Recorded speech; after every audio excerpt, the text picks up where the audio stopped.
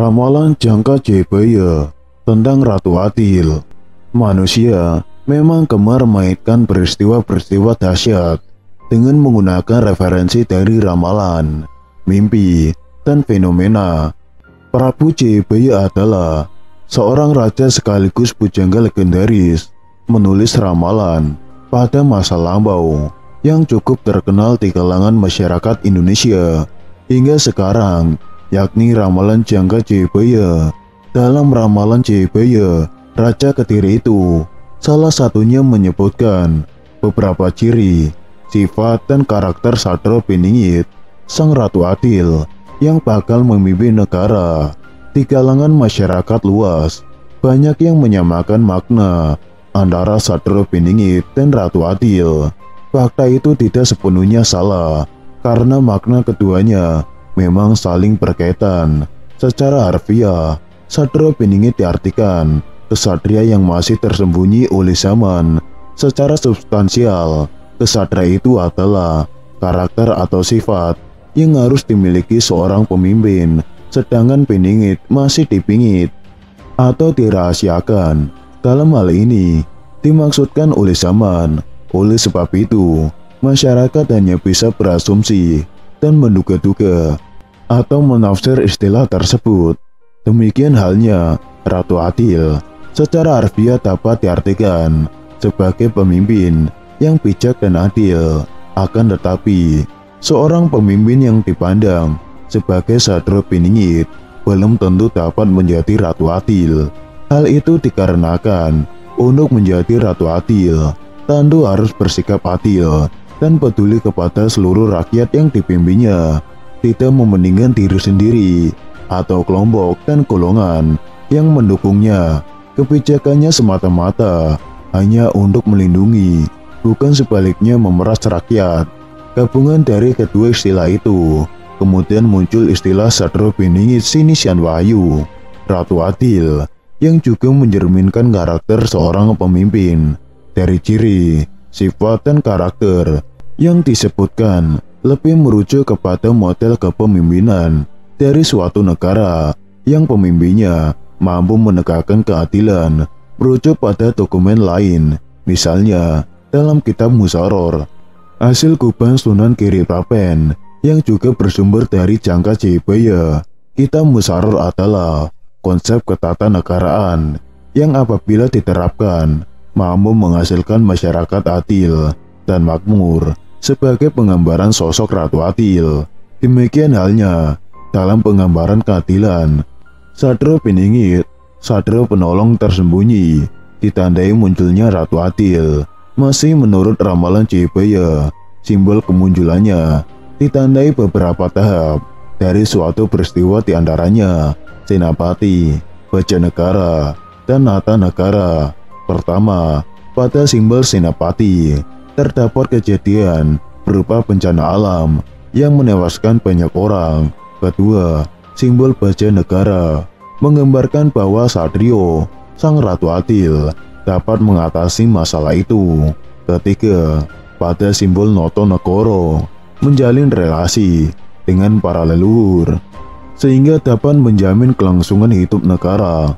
Sadra Piningit, sang Ratu Adil, dapat memperbaiki peradaban yang kacau. Salah satunya dilakukan dengan mengganti tatanan negara dengan tatanan negara baru, disebabkan karena yang lama cenderung menguntungkan pihak penguasa dan justru merugikan rakyat.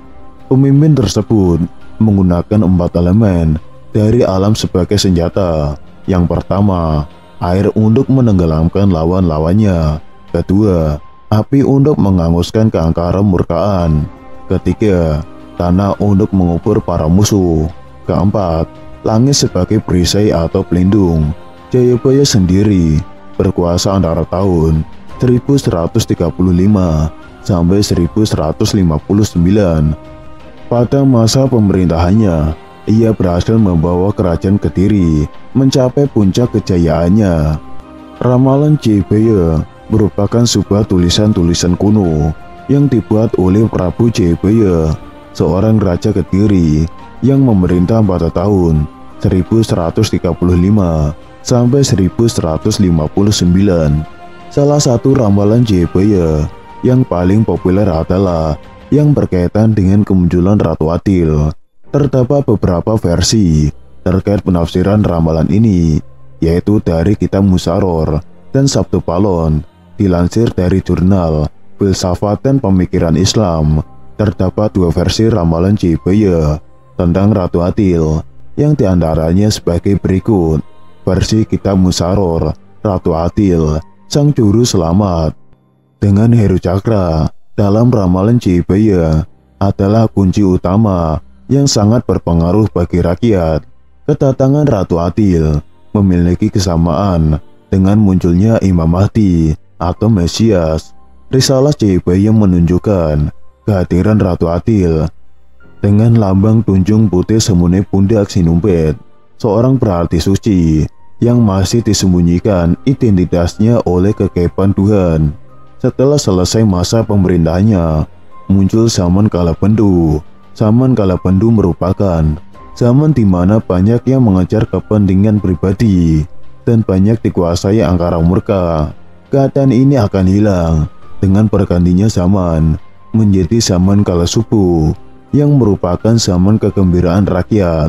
Zaman Kalasubu dikenal dengan munculnya Ratu Amisan, yang juga disebut Sultan Heru Cakra. Dalam sejarah zaman Kalasubu, dikenal tokoh Pangeran Diponegoro sebagai Ratu Adil melawan penjajah Belanda. Pangeran Diponegoro dalam sejarah mempergunakan gelar Sultan Abdul Hamid, Heru Cakra, Kabirul Mukminin, Sayyidina, Panata Agama Jawa, Khalifah Rasulullah, yang berarti Sultan Abdul Hamid Heru Cakra adalah Ratu Adil. Kabirul Mukminin adalah orang pertama dari orang-orang yang yakin. Sayyidina adalah pemuka agama. Panata Agama Jawa adalah pemimpin agama di tanah Jawa. Khalifah Rasulullah atau Khalifah Rasulullah. Peristiwa gerakan Ratu Adil dalam zaman Kalasubu terjadi di Klaten dengan peristiwa Mangku Wijaya pada tanggal 8 Juli 1865. Gerakan ini mengalami kegagalan sebelum melancarkan aksinya. Gerakan yang dilakukan oleh Mangku Wijoyo diilhami dari tulisan-tulisan yang berisi ramalan Jebaya. Pengikut gerakan Mangku Wijoyo percaya bahwa orang asing akan dibinasakan, serta Surakarta dan Yogyakarta dihancurkan. Dari ketiga gerakan Ratu Adil tidak muncul pada zaman Kalasubu yang berlangsung pada tahun 1800 sampai 1900. Kemunculan Ratu Adil masih diharapkan pada zaman berikutnya, seperti zaman Kala Sumbogo dan zaman Kala Suroso. Versi Sabtu Palon, Sunan Kalijaga dalam Pupuh Kinanti, Serat Lambang Praja karya Mangun Wijoyo menyatakan kehadiran Ratu Adil adalah 500 tahun semenjak Kerajaan Demak. Ratu Adil kaping telu dereng kalambahan mangkin tasih kirang gangsal zaman tetepiro angin daki saking pangandika noto, nanging zaman wuri-wuri ilang kailokanipun karana sakunging jangmi amung mujeng kalahiran tan wonten nedya martapi ngegunakan suko-suko ngineaken sanggorogi, yang artinya kurang lebih masa datangnya Ratu Adil itu masih kurang 5 zaman sejak dinasti Demak. Hanya pada zaman itu daya tarik Ratu Adil tertutup oleh aspek lahiran tanpa ingat akan lautan, daya tenaga dalam tenaga. Orang lebih memilih bersenang-senang dahulu sambil mencari kesalahan pihak lain.